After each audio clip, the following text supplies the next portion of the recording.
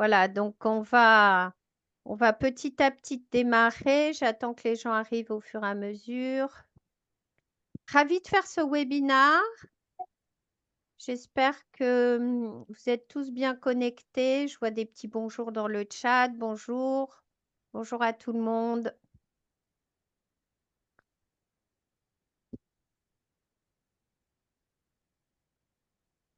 Ce que je vous propose, c'est petit à petit que les gens arrivent. Donc, on vous resitue un peu comment les choses vont se passer. Donc, on a 1 heure ensemble. Le but étant d'accueillir nos 2 experts. Donc, c'est un webinaire qui est organisé par Mon Petit Business, organisme de formation spécialisé dans la création d'entreprises dans le secteur de la restauration et plus particulièrement des coffee shops, salons de thé et torréfaction artisanale. Je suis Marie-Hélène Kennedy, la responsable partenariat et la responsable formation au sein de Mon Petit Business. Et j'ai avec moi aujourd'hui 2 experts, Pierre-Alexandre Assier et Virginie Desquatrevaux. Excuse-moi Virginie si Je j'ai t'en un prie. peu écorché ton nom. Et je leur souhaite la bienvenue à tous les deux. Donc 2 experts du local, puisque vous savez qu'aujourd'hui vous êtes là, on va parler local. Local, bien entendu, commercial, mais encore plus précisément local commercial pour la restauration, les coffee shops, les salons de thé et également les torréfactions artisanales. Donc, pour ceux qui ne sont pas au bon webinaire, Mhm. n'hésitez pas, vous pouvez décrocher maintenant si vous pensez avoir pas coché la bonne case. Sinon, on est là pour parler du local. Alors, on va commencer tout doucement. Là, je pense qu'on a à peu près pas mal des inscrits qui sont là. Alors, l'idée, c'est de vous rappeler le parcours avant de donner la parole à nos invités et de vous les présenter un peu plus en détail. C'est de vous rappeler le parcours de création d'entreprise dans le secteur du coffee shop et du salon de thé et voir finalement à quelle étape il va falloir chercher son local. Alors, contrairement à ce qu'on peut penser, eh ben, le local, on ne va pas le chercher tout de suite. Donc, pour ceux qui me connaissent et qui ont déjà suivi les formations avec moi, ben, ils savent très bien que le local, ce n'est pas la première étape, ce n'est pas dans les premières étapes. Et en aucun cas, on va chercher un local et après essayer de monter le reste de sa création d'entreprise avec les différentes étapes à respecter. Donc, le local vient après. Alors, il vient après quoi? Ben, dans le parcours de création d'entreprise qu'on propose, c'est qu'on va vous accompagner sur vraiment de votre idée jusqu'à l'ouverture.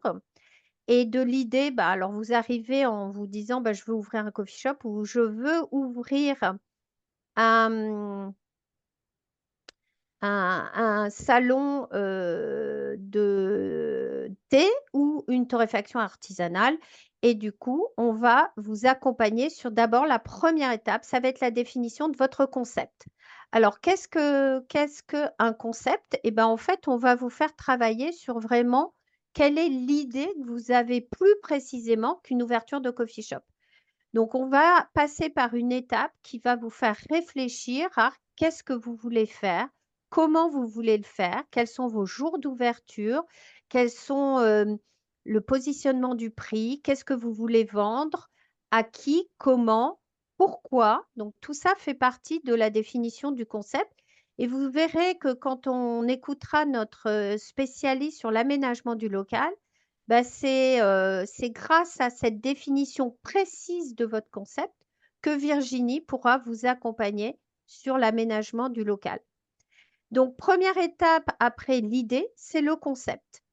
Et ce n'est que quand vous aurez défini précisément votre concept, on va pouvoir parler de l'étude de marché locale. Et l'étude de marché locale, c'est-à-dire l'étude de marché sur un territoire donné, c'est vraiment l'idée de se dire, OK, j'ai créé mon concept tel que je l'imagine.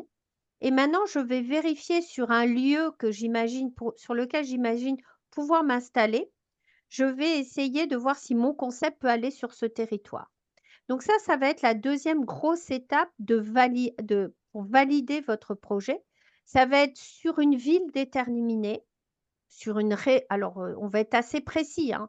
Si possible, même sur une rue. Par exemple, les gens qui sont en ouverture sur Paris, ben, on va essayer de leur déterminer, de se dire bah, quels sont les quartiers que vous aimeriez identifier comme étant potentiellement un endroit que vous aimeriez avoir pour votre concept. Donc, par exemple, vous allez dire bah, le 11e arrondissement pour les coffee shops, c'est top, donc j'aimerais m'installer dans le 11e. Et puis, dans le 11e, vous allez peut-être avoir des rues encore plus précises. Donc, en fait, vous allez essayer de valider votre idée dans votre lieu précis sur une étude de marché au niveau local. Tout ça, on le voit en formation, mais je ne vais pas m'attarder là-dessus. L'étape d'après, ça va être déjà de valider ces hypothèses autour d'un business plan. Vous voyez qu'à ce stade-là, je n'ai toujours pas parlé d'aller visiter des locaux. J'y suis pas encore. Donc, je suis sur la validation de mon concept sur un territoire et là, je vais mettre des chiffres. Donc là, on va travailler sur le business plan et on va vraiment regarder si l'idée que vous avez, l'apport que vous avez financier et l'emprunt que vous allez pouvoir réaliser vont vous permettre d'ouvrir sur et d'être rentable sur cette zone géographique et avec un prévisionnel que vous allez imaginer de chiffre d'affaires sur 3 ans. Alors, bien sûr, quand on fait le business plan, on verra, hein, on va faire des hypothèses, non seulement de loyer pour un local, mais de taille également du local et puis de droit d'entrée. Alors, qu'est-ce qu'un droit d'entrée? Ben, on va donner la parole à Pierre-Alexandre pour nous expliquer tout ça. Mais avant de nous expliquer le droit d'entrée dans un local, la première question que je vais poser à Alexandre, donc fondateur de Capitole Immobilier étant l'agence spécialisée sur Paris et la région parisienne, sur des locaux de type commerciaux, bien sûr, avec une grosse composante CHR, café, hôtel, restaurant. Mais Pierre-Alexandre, dans la partie CHR, eh bien, il s'intéresse au coffee shop et au salon de thé. Donc, Pierre et Alexandre, je vais te donner la parole. Donc, ma première question, ça va être quel est l'état un peu du marché du local commercial sur Paris? Qu'est-ce qu'on trouve? Où on en est? Et est-ce que c'est facile de trouver un local pour s'installer en ce moment en tant que café, coffee shop, salon de thé, torréfaction artisanale? Merci. Bonjour à tous. Merci Marie-Hélène de me donner la parole. Alors, en ce moment, le marché est extrêmement porteur et dynamique. Il y a une reprise importante des sessions de fonds de commerce liées à la restauration. Et les concepts coffee shop, salon de thé ont vraiment le vent en poupe. On le constate depuis à peu près 1 an et demi. C'est notamment lié, je pense, au télétravail et au fait que vous avez beaucoup de personnes qui viennent s'installer dans des salons de thé, travailler une partie de l'après-midi. On a des demandes vraiment, les produits ont des caractéristiques un peu différentes de la restauration classique. Sur ce type de bien, j'ai beaucoup de demandes, notamment de fonds plutôt de petites restaurations. Contrairement à de la restauration classique, plutôt avec des hôtes à charbon actif, parce qu'on a souvent de la cuisson simplement au four, de pâtisserie en complément du café ou du thé. On est plutôt sur des salles en général de 25 couverts avec des terrasses de 10 places et plus. Les gens cherchent en général des loyers assez raisonnables, autour de 2 500 euros, dans des secteurs touristiques ou de bureaux. Et les budgets sont un peu plus faibles que sur de la restauration, puisqu'on est surtout sur des budgets entre 80 000 et 200 000 euros. Euh, Sachant que ce qui fait beaucoup la différence entre un fonds de commerce qui sera à destination d'un salon de thé et d'un coffee shop par rapport à de la restauration classique, c'est qu'on n'a pas besoin d'un conduit d'extraction, ce qui fait souvent une différence de prix sur l'achat d'un fonds d'environ 30%. Donc, c'est beaucoup moins cher d'acheter finalement un fonds pour faire une activité de coffee shop. Les personnes qui s'adressent à moi pour ce type d'activité, en général, sont soit des professionnels de la restauration qui cherchent à avoir une activité un peu moins contraignante en termes d'amplitude horaire que de la restauration classique, Parce qu'il faut savoir que sur un coffee shop, souvent, il y a des ouvertures entre 8h30 le matin et 18h30 le soir, ce qui permet d'avoir du temps libre le soir avec sa famille. J'ai aussi beaucoup de personnes qui sont en reconversion professionnelle parce que c'est un métier assez plaisir. Et des jeunes également, car le coffee shop est vraiment dans l'air du temps. Alors, pour reprendre un petit peu après ce que disait Marie-Hélène, et elle a totalement raison, il faut se poser des bonnes questions avant de chercher directement le local. Alors, en plus, les bonnes questions à se poser, je pense, c'est d'une part savoir si c'est un projet que vous souhaitez mener seul ou avec un associé. Si vous le faites avec un associé, assurez-vous d'être avec une personne à qui vous entendez bien. Car au fil du temps, j'ai rencontré beaucoup de personnes qui étaient les meilleurs amis du monde en début de projet, et puis un an plus tard, ils ne se parlent plus qu'avec par avocat interposé. Donc faites attention vraiment, entendez-vous bien avec la personne. Est-ce que c'est un projet que vous souhaitez mener en indépendant? Pour ça, est-ce que vous avez une certaine expérience, notamment dans le secteur de la restauration, ou bien dans le cadre d'une franchise? Avec une franchise, bah, vous comme Starbucks ou Columbus Café, par exemple, vous profitez de la notoriété de la franchise, vous êtes accompagné par cette derrière, mais en contrepartie, vous avez des cahiers des charges et puis des royalties à lui reverser. Lorsque vous commencez à créer votre projet, imaginez un petit peu le lieu idéal. Quelles seraient les caractéristiques en termes de surface, nombre de couverts, est-ce qu'il y a une terrasse?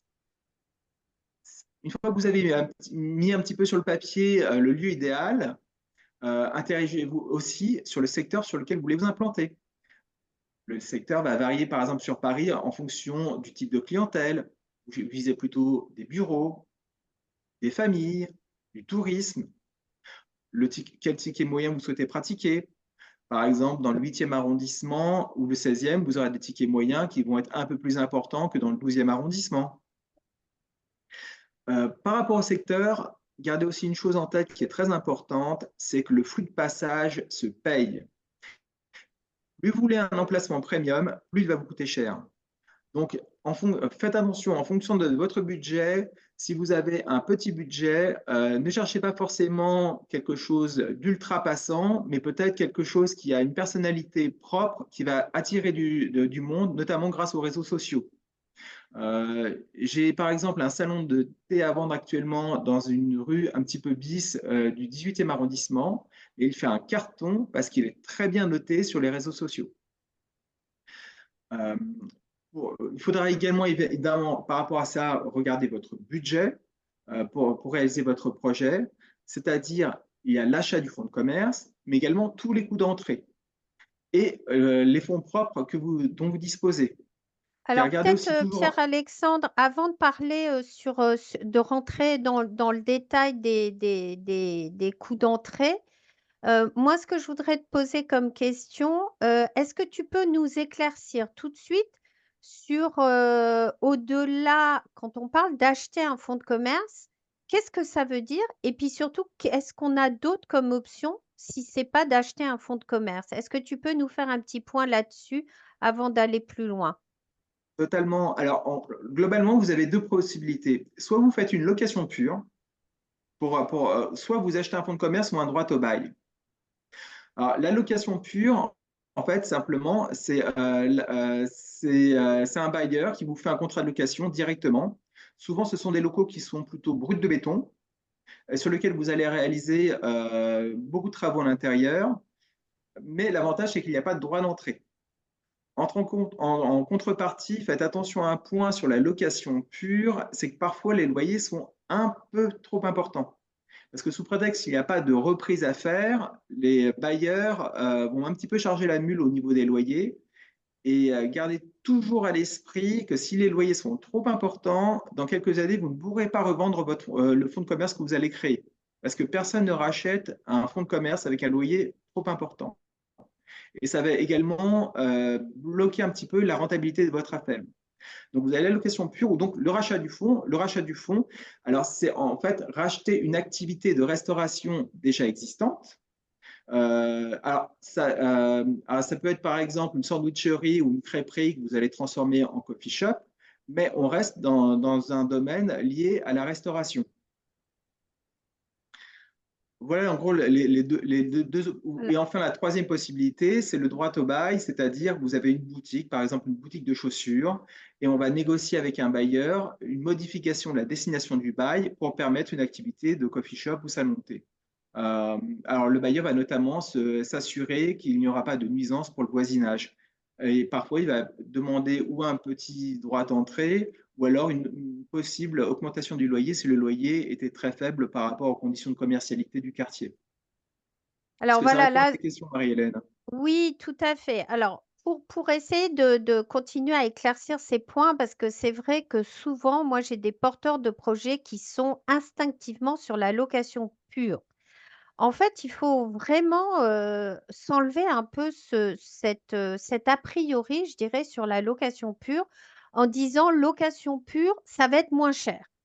Parce que je pense qu'il y a vraiment l'aménagement, et on le verra avec Virginie après, c'est quand vous transformez un local qui n'a jamais été un restaurant, qui n'a jamais été un coffee shop, qui n'a jamais été un salon de thé, et que vous décidez de le transformer pour en faire un salon de thé, un coffee shop ou une restauration rapide, ben vous allez voir qu'il y a énormément de mise aux normes à faire.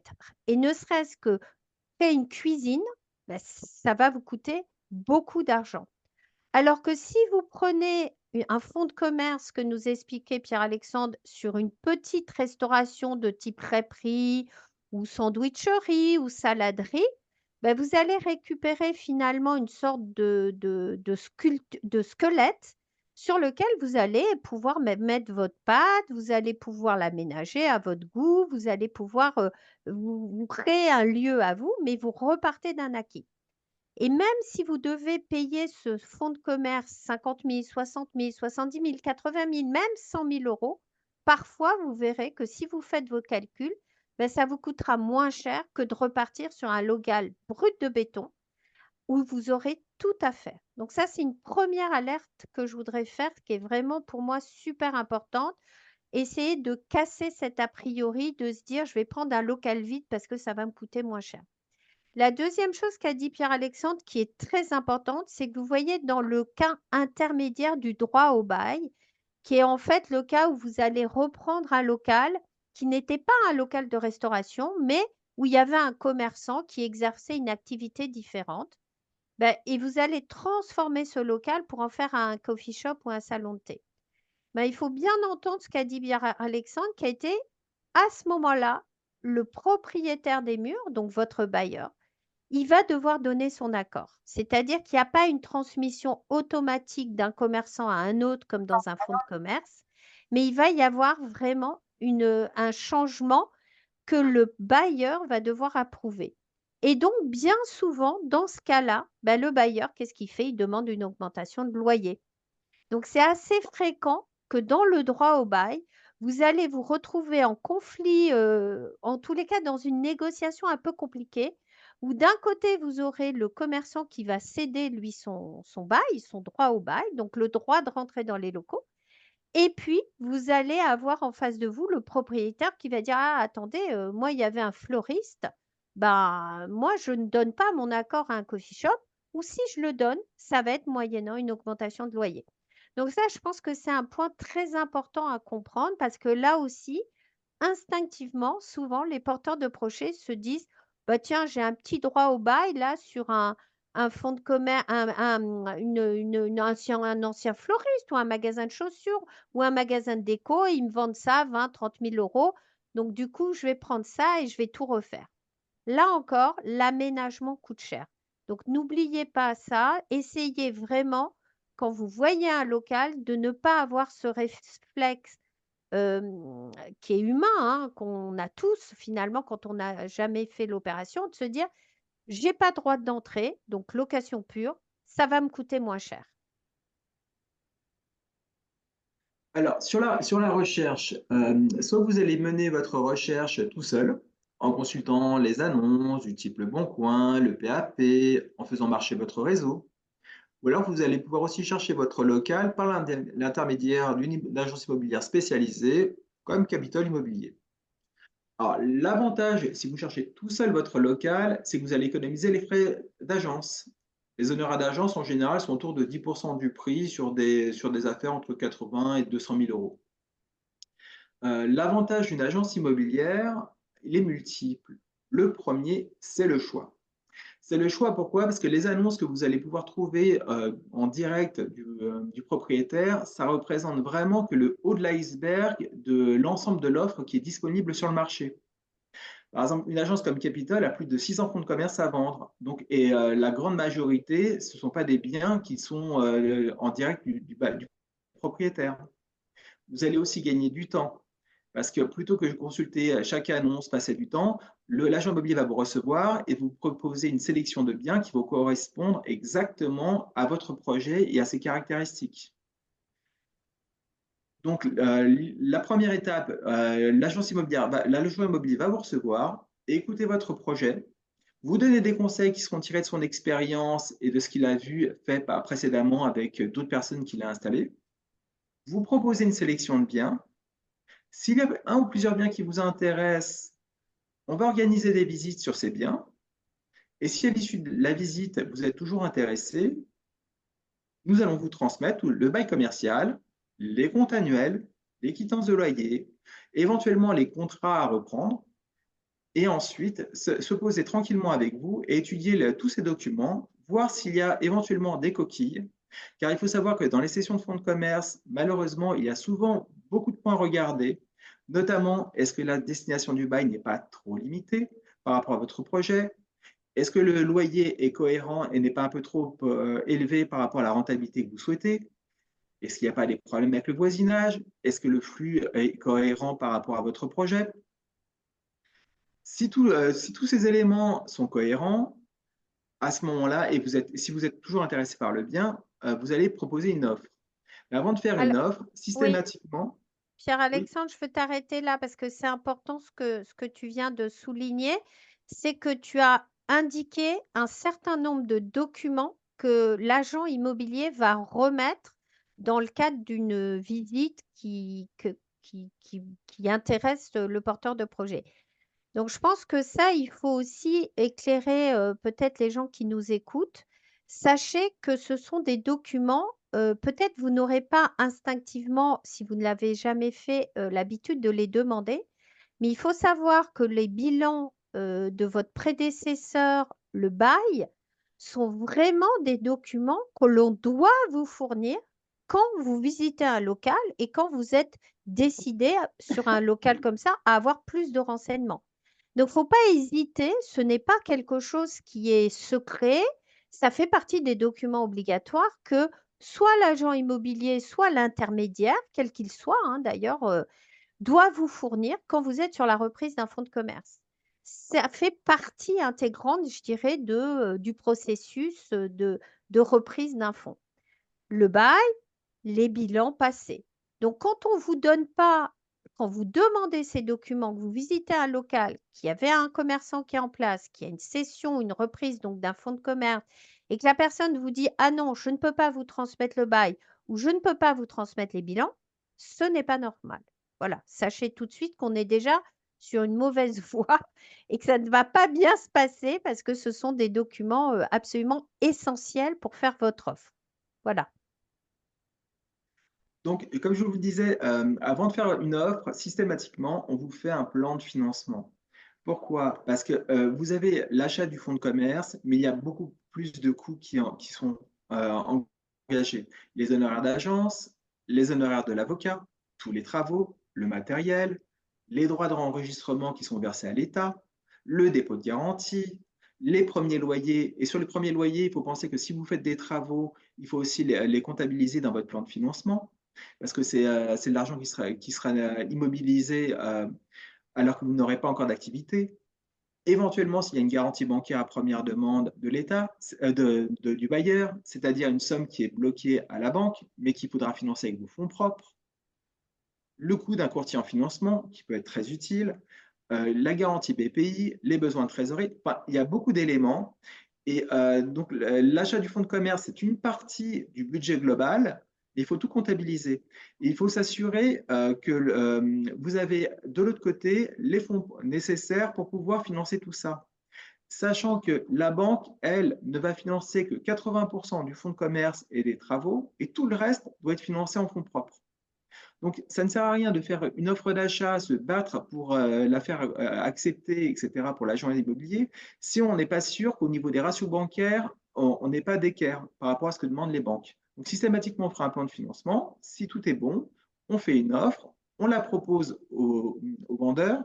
Alors, souvent, lorsqu'il n'y a pas besoin de prêt bancaire, la marge de négociation est un peu plus importante. Lorsqu'éventuellement il y a une reprise des contrats de travail des salariés, ça peut faire partie aussi de la négociation. Mais de toutes les façons, gardez toujours en tête que les affaires se vendent à une valeur cohérente par rapport au marché. Lorsqu'une affaire est vendue trop cher, elle ne trouve pas acheteur. Si vous avez malgré tout une personne qui propose un prix qui est un peu trop élevé, les banques vont bloquer. Donc de toute la façon, on arrive toujours à un prix qui est assez équilibré au moment des transactions définitives. Donc vous avez le montant des annonces, mais le montant des annonces, ce n'est pas forcément le montant du prix auquel ça va être vendu à la fin. Ça se vend toujours à un prix qui est toujours cohérent par rapport aux caractéristiques du bien. Les caractéristiques du bien, ça va varier évidemment en fonction du secteur. Si vous êtes dans le marais, ça va se vendre toujours plus cher que si vous êtes au fin fond du 20e arrondissement, parce qu'il y a toujours une demande intrinsèque pour le marais. Ça va se vendre aussi en fonction du montant du loyer. Deux locaux avec des caractéristiques identiques, vous avez parfois des loyers qui vont du simple au double. Un petit loyer à un fonds de commerce qui se vend toujours plus cher que sur un gros loyer. Et si le loyer est trop important, notamment on le voit lorsque les gens ont pris parfois des locations pures, il n'y a pas d'acheteur du tout.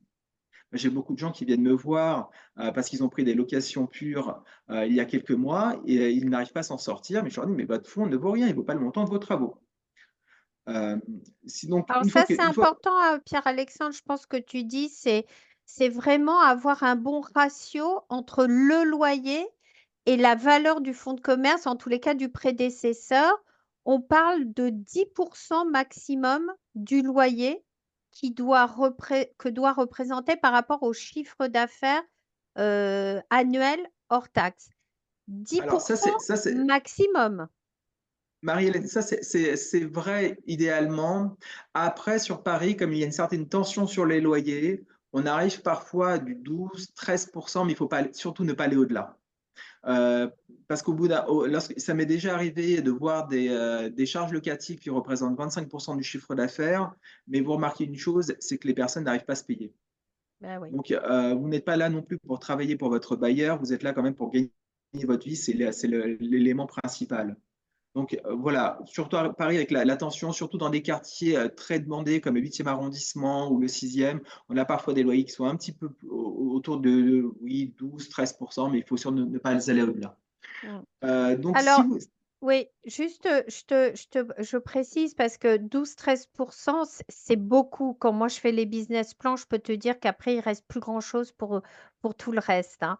Donc, voilà, sachant que plus l'établissement est grand, en général, plus le loyer va, enfin, moins le loyer va être comparé au chiffre d'affaires va être important. Donc, c'est sûr, quand vous avez un établissement qui fait 1,5 million de chiffre d'affaires, bah, en général, la proportion, elle est plus petite que 10%. Par contre, sur des petits établissements, c'est vrai qu'on arrive vite à 10%, hein. Vous voyez bien que, par exemple, si vous regardez un fonds de commerce qui fait 200 000 euros de chiffre d'affaires, votre prédécesseur, ça fait 20 000 euros de loyer par an. 20 000 euros divisé par 12, bah, vous voyez que vous êtes à 1700, 1800, oui, mais 1000, un peu plus de 1500, 1600 euros par mois. Donc, c'est quand même des loyers qui ne sont pas très élevés, hein, sur Paris. On a une idée des petites surfaces. Est-ce qu'on trouve encore des loyers autour de 1500, 1300, 1400, 1500 euros sur des surfaces autour de 30 mètres carrés sur Paris ou c'est impossible? oh non, totalement, non, on les trouve. On les trouve parce que vous avez, en fait, plus le bail est ancien, plus le loyer en général est raisonnable. Parfois, vous avez des baux qui ont déjà été renouvelés une, 2, voire 3 fois. Donc on a des baux parfois qui ont plus de 20 ans, qui sont de renouvellement en renouvellement et avec des bailleurs qui sont plutôt, fair play avec les locataires, qui ne cherchent pas à les augmenter à la fin au moment des renouvellements. Donc on a des loyers raisonnables. Mais ce que j'ai beaucoup constaté, c'est que avez souvent des locaux qui sont côte à côte avec des loyers qui vont du simple au double. C'est vraiment, c'est très propre à chaque local. Et ça influence énormément la valorisation du fonds de commerce. Car gardez toujours à l'esprit, vous avez de toutes les façons un flux de trésorerie qui va sortir, qui va être à destination soit du loyer, soit en partie du loyer, en partie du remboursement du crédit. Il vaut mieux rembourser un crédit parce qu'à la fin, vous avez un actif, le fonds de commerce, que vous allez pouvoir revendre, plutôt que de tout laisser sur la partie loyer. Absolument. Voilà. N'oubliez pas que votre loyer, c'est à perte, vous ne le récupérerez pas. Et surtout, ce qu'a dit Pierre-Alexandre, c'est très important, c'est plus votre loyer est élevé, moins votre fonds de commerce aura de la valeur si vous ne respectez pas ce ratio de 10%. Vendre un établissement qui fait 100 000 € de chiffre d'affaires avec un loyer de 2 500 €, ça ne vaut rien. Aujourd'hui, ça, c'est pas audible par personne. Personne va acheter un fonds de commerce à 100 000 €. Alors, à moins, bien sûr, que le prédécesseur ait fait tout et n'importe quoi, hein. Mais si votre prédécesseur travaillait correctement et qu'il avait 100-120 000 € de chiffre d'affaires précédemment, mais un loyer de 2 500 €, ben, c'est pas bon. Ça va pas.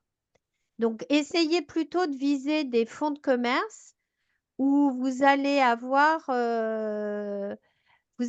vraiment avoir un ratio et un rapport entre le loyer et le chiffre d'affaires qui vous paraît rentrer dans les 10%. Autour, on va dire, de 10%. Alors, une fois que vous avez trouvé un fonds de commerce qui vous intéresse et une négociation a été faite avec le vendeur, on est d'accord sur les modalités, les transactions de fonds de commerce se font en général par avocat, pas par notaire, contrairement à l'immobilier classique. Alors, sur le choix de l'avocat, j'ai juste une recommandation. Prenez quelqu'un qui est spécialisé dans les cessions de fonds de commerce. Ne prenez pas l'avocat de votre cousin qui a géré son divorce, parce qu'à ce moment-là, on se retrouve sur des blocages. C'est, euh, Prenez un avocat qui s'y connaisse. Alors, ensuite, les honoraires d'avocat, globalement, sont pour la rédaction des actes autour de 3% du prix. Pour le séquestre, c'est-à-dire une somme au moment de la vente définitive, le vendeur ne va pas toucher la somme d'argent du prix de cession, ça va rester sur le compte CARPA de l'avocat et bloqué en général pendant 4 ou 5 mois pour désintéresser tous les créanciers, donc les créanciers chirographaires classiques, mais également le Trésor public, les URSSAF. Donc, les frais d'avocat pour la rédaction sont de 3%, ils sont en général à la charge de l'acheteur, et les frais de séquestre sont de 1% du prix, sont à la charge du vendeur. Voilà. Ça, c'est pour la partie avocat. Enfin, une autre complication qu'on a beaucoup sur les dossiers, c'est le sort des salariés. Alors, pour le sort des salariés, la loi prévoit que les contrats de travail sont transmis à l'acquéreur du fonds de commerce. Bon, mais sur les petites entreprises, en pratique, souvent, vous avez l'acheteur qui a déjà son équipe et qui ne souhaite pas forcément reprendre des personnes qui, en plus, sont sur des activités culinaires un peu différentes. Vous voulez monter votre salon de thé. Précédemment, c'était une pizzeria. Vous n'allez pas reprendre le pizzaiolo. Donc, on va en général procéder à des ruptures conventionnelles. Et pour les ruptures conventionnelles, c'est-à-dire une somme d'argent va être négociée avec le salarié en s'appuyant sur un barème légal. Donc, une fois que l'acheteur a obtenu son crédit bancaire, on compte à peu près 5 semaines pour pouvoir suivre toutes les étapes de la rupture conventionnelle avant de faire la vente définitive. OK. Marie-Hélène, est-ce que tu as d'autres questions?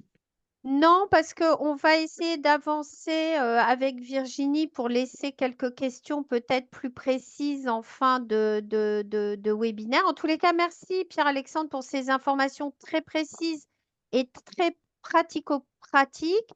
Emma, je vois qui a posé une question sur le local. Peut-être on va la traiter tout de suite et elle nous demande, je convoite un local avec un droit au bail, augmentation de loyer en effet, mais de 10% acceptable. En revanche, même si le propriétaire est OK pour mon activité, il ne veut pas faire un bail petite restauration, car il ne veut pas être tenu responsable en cas de nuisance entraînant plainte de la copro. Peut-on proposer un bail salon de thé? Comment faire pour avancer? Alors, sur les fonds de commerce sans conduit d'extraction, on a souvent des baux qui sont un petit peu gris. C'est-à-dire, le bailleur est informé de votre activité. Il sait que vous faites de la cuisson, de la pâtisserie, des choses comme ça. Par contre, effectivement, il ne veut pas prendre le risque que le jour où vous allez éventuellement revendre votre fonds de commerce, il se retrouve avec un kebab qui fasse des nuisances olfactives dans les parties communes de l'immeuble.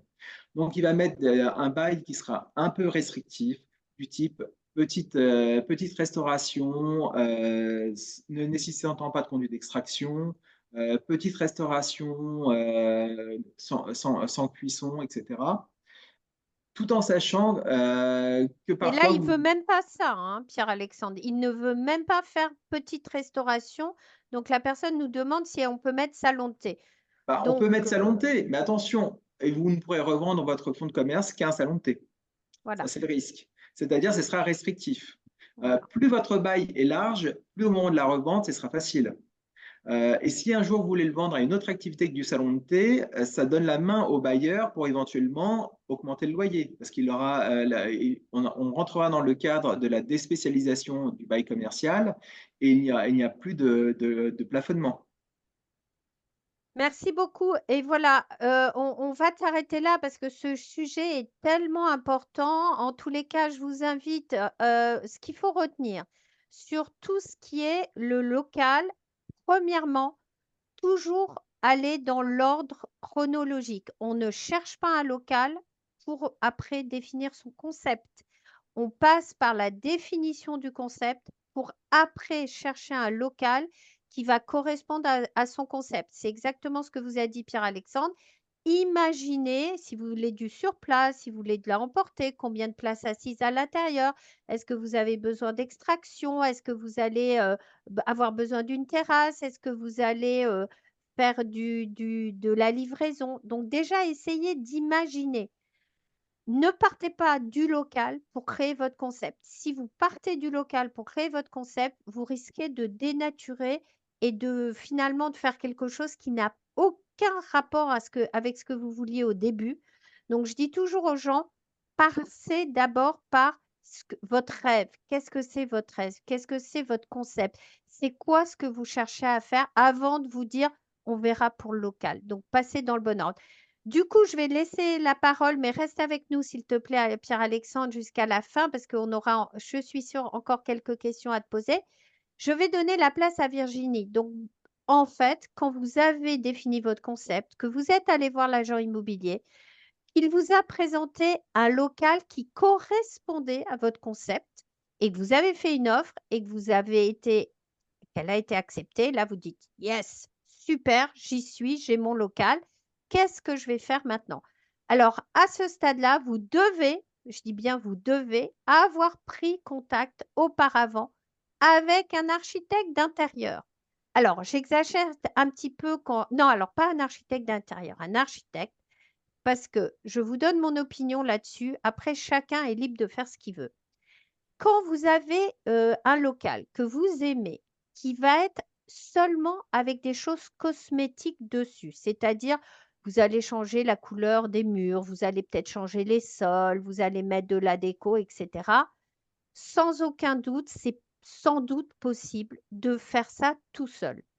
Par contre, si vous transformez ou si vous passez d'un local pur, que vous devez tout aménager, ou d'un droit au bail, où vous avez repris un local de fleuriste, un local de coiffure, où vous devez tout réaménager, ou si vous avez encore pris un kebab ou une pizzeria, et là qu'il y a beaucoup de travaux, ne vous lancez pas à l'aveugle. Quand vous faites votre offre sur votre local, vous devez avoir une idée précise des travaux et du coût de ces travaux. Et du coup, je laisse la parole à Virginie. Merci Virginie Merci. d'être avec Merci nous. Marie-Hélène. Je suis ravie d'intervenir sur ce webinaire. Donc moi, je suis Virginie Desquatrevaux, je suis architecte d'intérieur et j'interviens majoritairement sur des projets d'architecture commerciale, donc des restaurants, des boutiques. Et là, en l'occurrence, on va effectivement parler de l'aménagement d'un salon de thé. Je vais vous partager l'écran de façon à vous présenter quand même un certain nombre de Alors visuels. là, je ne sais pas si tu Je vas... tente. Oui, ah ben ça C'est marche, bon? parfait. Ouais, Est-ce que super, c'est bon vas-y. si là, je mets en diaporama? Est-ce que tout le monde voit? Faites des petits pouces là, s'il vous plaît, si vous voyez. Moi, en tous les cas, je vois. Oui, Bon, c'est bon. ok, Merci. super. L'idée, effectivement, aujourd'hui, c'est de vous présenter comment concevoir un espace commercial, un coffee shop, en termes à la fois de besoins. Quels sont, vous, concrètement, vos besoins d'exploitation? Ça rebondit complètement par rapport à ce que Marie-Hélène évoquait. En fonction de vos besoins d'exploitation, en fonction de l'image que vous souhaitez véhiculer, quelles sont les expertises que vous voulez mettre en avant, quelles sont vos valeurs, en fonction aussi de l'impact commercial dont vous avez besoin pour rentabiliser votre surface. Et puis, qu'est-ce que vous voulez que vos clients retiennent de votre lieu, de l'expérience qu'ils vont en vivre. Donc, concrètement, au préalable, je ne vais pas encore le répéter 10 fois, mais le fait d'avoir un concept clair, c'est vraiment la clé en amont pour définir l'identité de son lieu, de son coffee shop, parce que concrètement, le lieu en lui-même et son aménagement va en découler. Et que vous passiez par un archi ou pas. Concrètement, c'est comment je traduis, comment j'incarne ma marque. Là, je prends l'exemple d'un appel d'offres pour un salon de thé attenant à un jardin. La thématique était vraiment de travailler autour de la carte du végétal avec une résonance autour des saisons. Donc des notions de fraîcheur, de produits qui allaient être rythmés. Partant de cette hypothèse de base par rapport, encore une fois, à l'identité de ce salon de thé rose, un travail a été fait sur un mood board en termes de type de produit, la carte en l'occurrence, autour des noms évocateurs de rose, par exemple. Et à partir de ça, on a travaillé sur le lieu en lui-même, sur des intentions en termes de mobilier, autour de la légèreté, de la luminosité, avec un espace très ouvert sur l'extérieur. Là, en l'occurrence, on avait travaillé avec une illustratrice sur une fresque assez symbolique de l'endroit pour justement incarner et valoriser cette partie autour du végétal. Donc, tout en découle. De là, ce sont donc les intentions créatives. En parallèle, on va travailler sur ce qu'on appelle les intentions fonctionnelles. Là, c'est vraiment un diagnostic de votre local et ce qu'on appelle le zoning. Le zoning, ça va être une répartition des espaces en fonction, encore une fois, de vos besoins, en termes d'ergonomie, par rapport à vos équipes, par rapport au flux de circulation, au parcours client à intégrer évidemment. Et puis, bien sûr, un diagnostic par rapport à l'endroit en lui-même. Et donc, là, on a parlé du concept au global par rapport à ce que vous souhaitez développer. Mais il faut aussi intégrer la concurrence. Qu'est-ce qui se passe autour de votre espace, dans la rue, dans l'environnement proche? Est-ce que le lieu que vous avez repéré a des spécificités à intégrer? Donc, en termes techniques, en termes positifs et Je vois. inconvénients en quelque sorte. Il peut y avoir des points forts et inversement, Je des retourne en contraintes qu'on va devoir intégrer. Là, je prends l'exemple d'une surface existante. J'ai focalisé sur deux aspects. Dans la réalité, il y en a beaucoup plus que ça. C'est la partie bloc technique, donc les toilettes, les évacuations d'eau, toute la partie arrivée. Et puis la luminosité. Là, en l'occurrence, on a une vitrine et une porte vitrine, donc une grande entrée de lumière et une fenêtre en fond de local qui apporte là aussi de la luminosité, donc qui sont des points forts. Et la contrainte, c'est ce bloc technique qui est à cet endroit. Concrètement, différentes options d'aménagement. Une option 1 où on va minimiser les frais de travaux, et donc là je rejoins complètement ce qu'évoquait Pierre-Alexandre, c'est comment on anticipe budgétairement. Ça peut être effectivement un aménagement le plus simple possible, on garde les évacuations, les arrivées telles qu'elles sont. Donc, ce n'est pas du lourd en termes de travaux. La partie avant, on en fait la zone d'accueil client.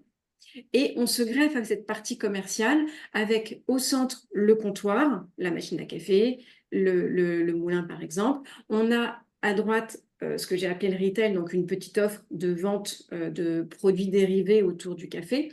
Et puis la partie back-office sur le fond du local pour la fabrication, la préparation. Coût minimum.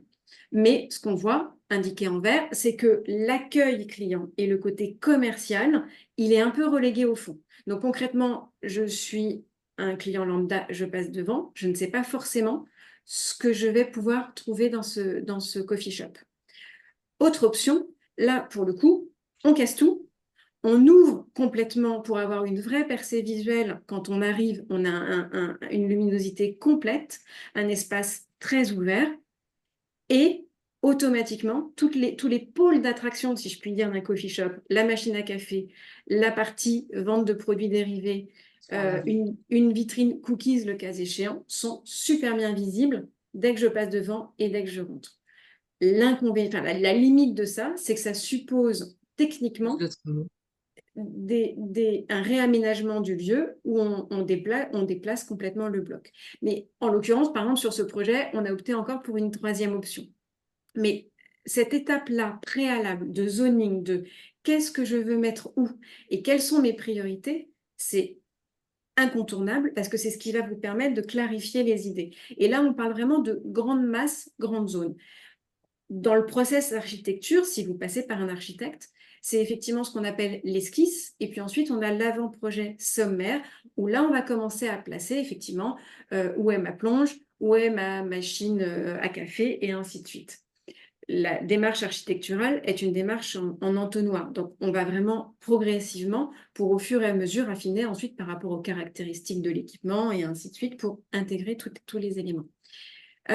Il peut y avoir des 3D pour traduire ces fameuses intentions fonctionnelles et créatives. Un exemple.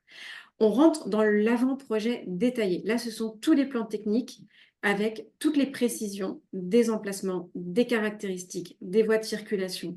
Et ça, c'est la partie vraiment détaillée qui est indispensable parce qu'elle va servir à deux choses. D'une part, briefer les entreprises de travaux pour avoir les devis détaillés. Et là, généralement, il est souhaitable d'avoir au moins 3 devis pour que vous puissiez les comparer, des devis détaillés. Ça, j'insiste, demandez à chaque fois des devis détaillés parce qu'il faut vraiment tout passer en revue. Et puis, la phase, j'allais dire la moins glamour de la partie architecture, ce sont toutes les démarches administratives parce qu'en tant qu'établissement recevant du public, vous êtes soumis à un certain nombre de contraintes. Alors, c'est vrai que dans l'aménagement préalable, je n'ai pas parlé de toute la question de l'hygiène, mais évidemment que c'est à intégrer, c'est fondamental. Et clairement, dans une surface qui a une place suffisante, vous avez un certain nombre de règles à suivre. Par exemple, le sale ne peut pas croiser le propre, ce genre de choses.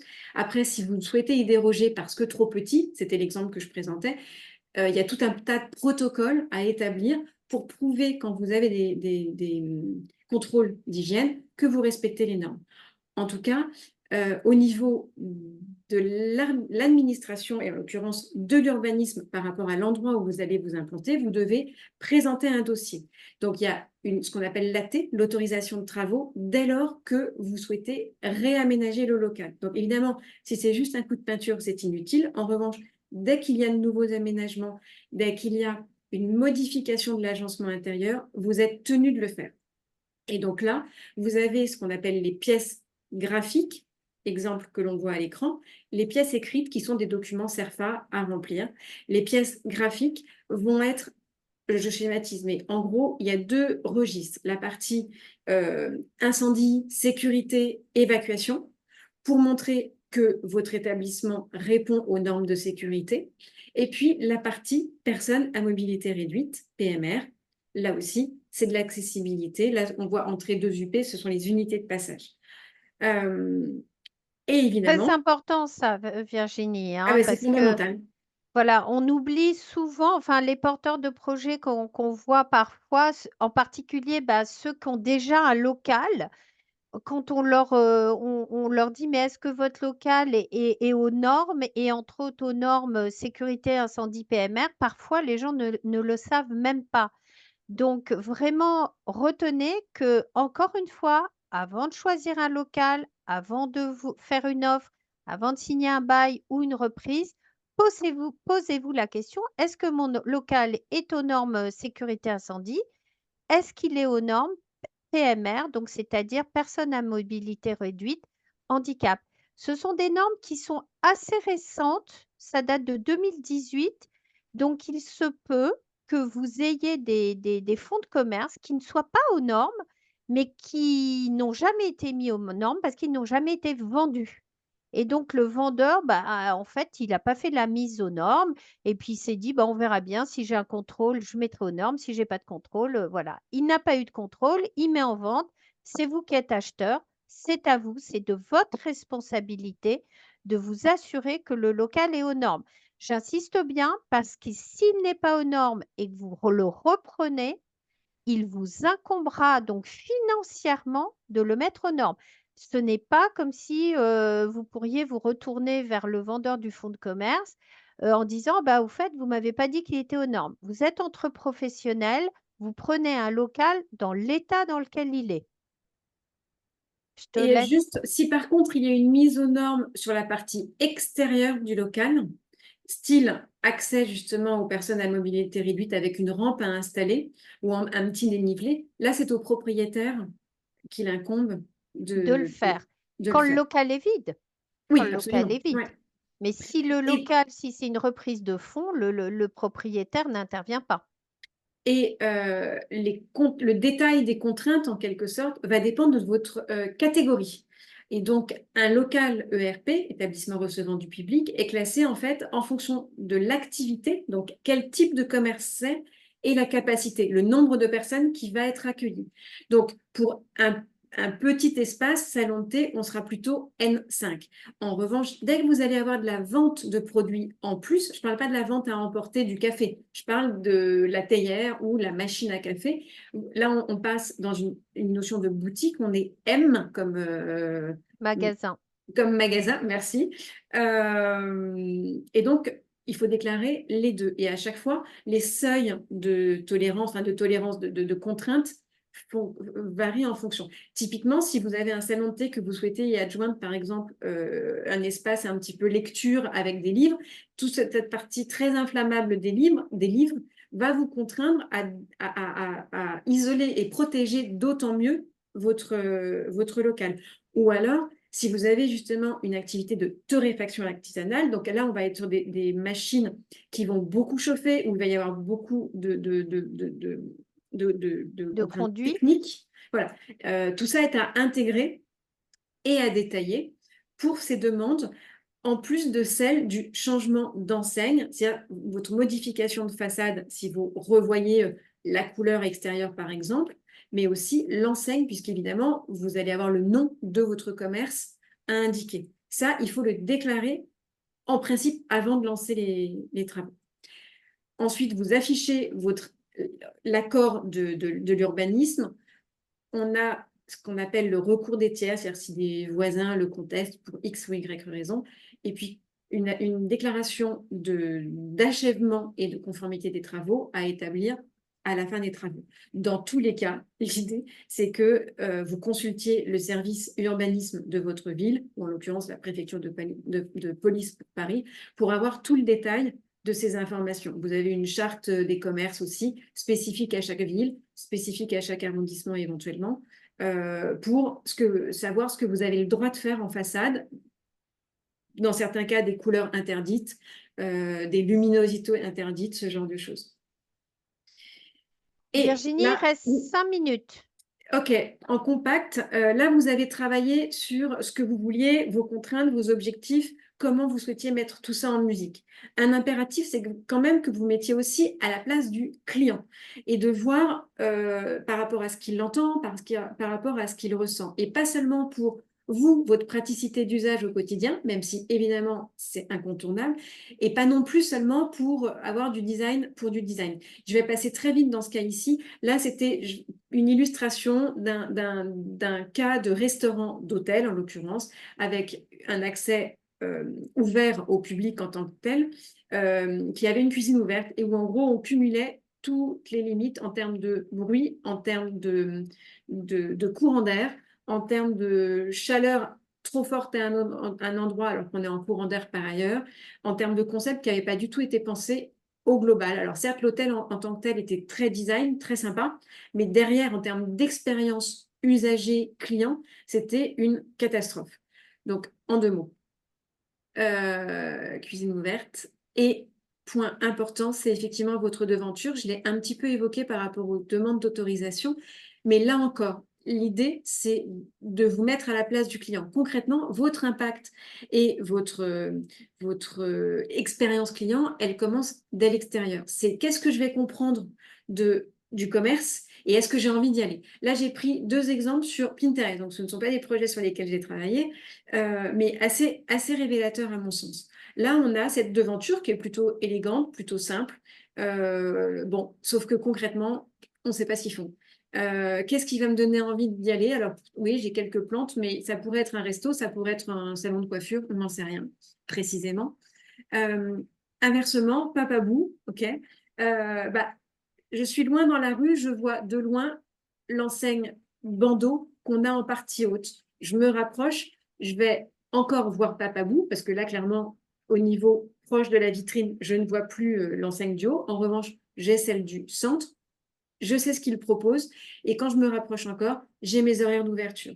Donc là, c'est un exemple qui est un petit peu simpliste, mais en tout cas, je trouve qu'il illustre assez bien cette notion. Et donc, pour résumer tout ça, l'idée, c'est vraiment de se dire, je vais arrêter le partage d'écran, l'idée, c'est vraiment d'avoir cette fameuse démarche entonnoir dans votre réflexion, mais aussi par rapport à ce fameux parcours client et d'expérience au fur et à mesure de l'avancée, si je puis dire, du client quand il arrive vers vous.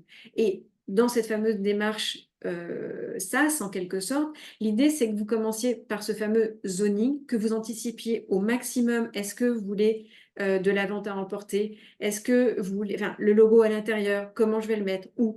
Parce que c'est pas a posteriori, enfin, c'est plus compliqué de le faire a posteriori et clairement, ce sera moins vendeur si vous rajoutez, entre guillemets, des bouts de ficelle.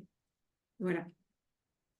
Super, merci Virginie. Écoute, c'était super clair. Je pense Bon, bah, tant mieux. que tu as bien résumé les questions à se poser pour l'aménagement d'un local et surtout la démarche à avoir. Donc, vous voyez que cette démarche, elle ne s'improvise pas. C'est un peu le point qu'on voulait vous faire aujourd'hui. C'est que le local, c'est vraiment, ça va être la valeur de votre fonds de commerce. Voyez-le comme une création de valeur et c'est ce qui va vraiment vous faire aussi gagner de l'argent quand vous allez revendre quelque chose qui a de la valeur.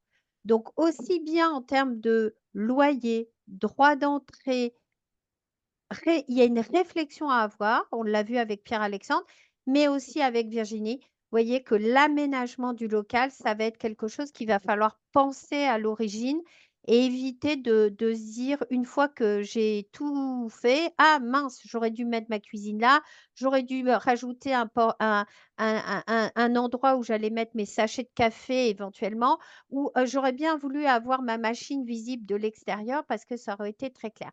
Je pense alors on a quelques questions Oui, très j'étais en, précises, Virginie. j'étais Alors, y en a-t-il train de des regarder. documents obligatoires dans le cas d'un local vide que le propriétaire doit fournir? Alors ça, c'est peut-être Là, une c'est plutôt question. Pierre-Alexandre. Oui, Pierre-Alexandre aussi et moi.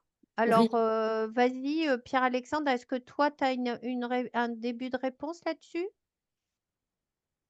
De toute façon, alors nous, sur les sessions de bail commerce, de fonds de commerce, on a avant tout le bail commercial et les possibilités offertes par le bail.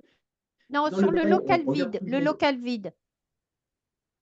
sur la local ville, on a toujours, on part quand même d'un bail commercial. Même si le local est ville, on va faire un bail. Ah Sur oui, on va faire un sur le, bail, mais est-ce qu'il y a des documents à part produire un nouveau bail, est-ce que le propriétaire doit fournir, par exemple, un Alors, plan des locaux, des métrages, une alors, attestation de RP conforme? les métrages, en fait, sont pas obligatoires en matière commerciale. Donc, Ah, répète ça, c'est hyper important. en matière commerciale, dans les baux commerciaux, on voit assez rarement les mesures du local. Notamment ça permet au bailleur d'éviter à ce qu'on lui demande une diminution du loyer si jamais le métrage est différent de ce qui est indiqué dans le bail. Donc la plupart du temps, vous ne verrez pas, vous verrez pas les métrages. Bon, alors, vous avez tout un tas de documents qui sont demandés sur les baux commerciaux, mais je vous incite aussi à regarder une chose sur les baux. C'est pas uniquement la destination du bail, mais aussi la désignation des locaux. C'est-à-dire, souvent, vous allez voir des locaux avec rez-de-chaussée, boutique, le sous-sol, ça va désigner comme une cave ou une réserve. Et vous allez vouloir acheter un fonds de commerce et vous allez vous apercevoir qu'au sous-sol, ce n'est pas une réserve, ce n'est pas une cave, mais c'est une cuisine. Et du coup, on n'est pas en conformité avec le bail commercial. Alors souvent, vous avez les bailleurs qui ferment les yeux, mais ce qui s'est déjà vu, c'est que les locaux sont rachetés par un nouveau bailleur. Comme les locaux ont un petit loyer, ils se disent qu'il sera peut-être bien d'augmenter le loyer avec donc il va repartir en négociation et il va chercher où est-ce qu'il y a des points sur lesquels vous n'êtes pas en conformité avec le bail commercial et notamment le fait d'avoir dans la désignation des locaux un usage un peu différent. Par exemple, vous avez des personnes souvent qui ont installé, ils ont trouvé des conduits de cheminée dans le bail, ils ont fait une petite extraction, alors que c'était un bail qui était censé ne pas avoir de conduit de cheminée. Bon, bah, hop, vous avez utilisé une extraction, on va demander une augmentation du loyer. Comme je vous le disais, vous avez une cuisine qui a été installée au sous-sol, alors que le sous-sol est désigné comme une cave. À l'étage, vous avez réserve et vous l'avez transformé en appartement. Vous voyez, à partir du moment que vous n'êtes plus en conformité avec le bail, la plupart du temps, les bailleurs ferment les yeux, voire ne vous mettent jamais les pieds dans les locaux. Mais au moment des cessions des murs, le nouveau propriétaire peut chercher à augmenter le loyer et va chercher tous les arguments. Ok, merci beaucoup. J'essaie de passer à la question là de Julie. Si on veut simplement changer la couleur de la devanture, est-ce que ça passe dans la partie enseigne? Est-ce qu'il faut faire Théoriquement, oui, passer une vous êtes déclaration censé faire une préalable? déclaration, une demande d'autorisation préalable par rapport à l'extérieur. Encore une fois, pour montrer que votre nouvelle couleur s'inscrit bien dans la charte commerce de là où vous êtes installé. Et je Oui, réponds d'accord. à la Oui, question précédente oui. de Julie sur les murs attenants déjà coupe-feu. En fait, soit vous pouvez sonder et demander à votre entrepreneur de définir quelle est la nature exacte des murs, ce qu'on appelle enfin, des murs attenants, effectivement, par rapport voilà, l'isolation au tiers. Soit ce n'est pas le cas, et dans ce cas-là, vous pouvez indiquer sur le dossier administratif que vous repartez de l'existant et qu'il n'y a pas de modification faite. Mais vous n'êtes pas garanti que ça passe effectivement, parce que sauf à faire un prélèvement, un forage, une étude du mur, et sauf effectivement par rapport à une zone, souvent par zone, on a un type de mur, mais parfois pas. Donc, effectivement, l'idéal, c'est quand même de demander à votre entrepreneur de creuser cette question pour vous engager en bonne et due forme, entre guillemets. Ok, merci beaucoup. Et la dernière question qu'on va prendre, c'est comment se rémunère l'architecte? Prix fixe ou au mètre carré ou autre? Alors, là, je vais parler pour moi. Moi, je prends un prix fixe, que ce soit pour la partie conception en amont, donc toute l'étude du projet et les premières propositions d'implantation, comme pour ensuite la partie appel d'offres auprès des entreprises et suivi des travaux. Donc, moi, je prends un prix fixe avec bien évidemment détaillé pour chacune des phases pour que vous n'ayez pas de surprise à partir d'un postulat de base et que, quel que soit le prix des travaux final, je ne sois pas jugée partie si je vous propose des travaux en plus de ce qu'on avait imaginé au tout début, par exemple. Mais souvent, en effet, les architectes pour la partie suivi des travaux, demande un pourcentage sur le montant total des travaux. Mais encore une fois, le montant total, il peut varier. Soit parce qu'on décide ensemble d'aménager des choses, en plus ou en moins, soit parce que pendant les travaux, on a, ça peut arriver, il ne faut pas se leurrer, une mauvaise surprise par rapport à une canalisation qu'on n'avait pas repérée parce qu'il y avait quelque chose qui passait devant. Bon, bah, il faut prévoir quelque chose en plus. Alors, c'est jamais du simple au double, mais c'est à anticiper. Et par rapport à l'autorisation de travaux à demander avant de lancer la procédure, bah, je ne vous le conseillerais pas vraiment parce que ça vous engagez quand même du temps, des frais. Alors, si c'est vous qui le faites, vous pouvez toujours tenter, mais vous avez quand même besoin d'un cabis pour votre demande d'autorisation de travaux. Donc, à un moment, c'est un petit peu touchy, mais c'est sûr que ça peut permettre de gagner du temps.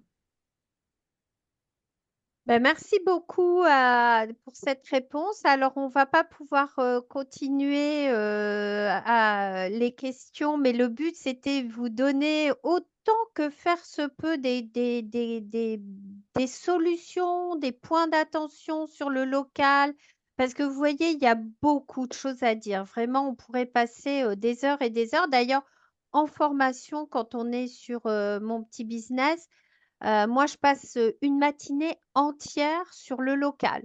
Donc, sachez que c'est vraiment quelque chose, il y a beaucoup de choses à savoir. N'hésitez pas en tous les cas, si vous pouvez retenir une chose de ce webinaire, c'est de vous entourer de spécialistes, de réfléchir avant de faire une offre, surtout de ne pas vous précipiter quand l'agent immobilier va vous dire qu'il y a 3 personnes derrière vous en train de visiter le même local et que vous devez absolument faire votre offre. Donc, ça peut arriver, mais je suis sûre que Pierre-Alexandre ne fait pas ça chez Capitole Immobilier et il laisse bien au contraire le porteur de projet le temps de la réflexion. Voilà, moi je dis toujours aux porteurs de projet, quand vous avez un bon dossier, prenez votre temps. Des locaux, il y en aura toujours, surtout en ce moment. Ne croyez pas qu'il n'y a pas de locaux. Rappelez-vous, l'iceberg qu'on voit, mais en réalité, il y a beaucoup de locaux que vous ne voyez pas. Donc, n'hésitez pas à prendre le temps et ne pas vous précipiter sur le local. Je vous remercie à tous. J'espère que ce webinaire vous a plu. N'hésitez pas en tous les cas à venir nous consulter. Virginie et Pierre-Alexandre sont à votre disposition, chacun dans leur domaine respectif. Et moi, je reste à votre disposition sur les parcours entrepreneuriat dans le café. Et je vous dis à très vite pour des nouveaux webinaires. Et on vous enverra par mail à tous les inscrits, voilà, quelques informations pour nous contacter si vous le souhaitez. Et puis, merci à tous, je vois. Merci beaucoup, merci beaucoup. Merci à tous. Et merci Virginie, Pierre-Alexandre. À très Merci à vous. bientôt. Bonne soirée. Au revoir. Merci, au revoir.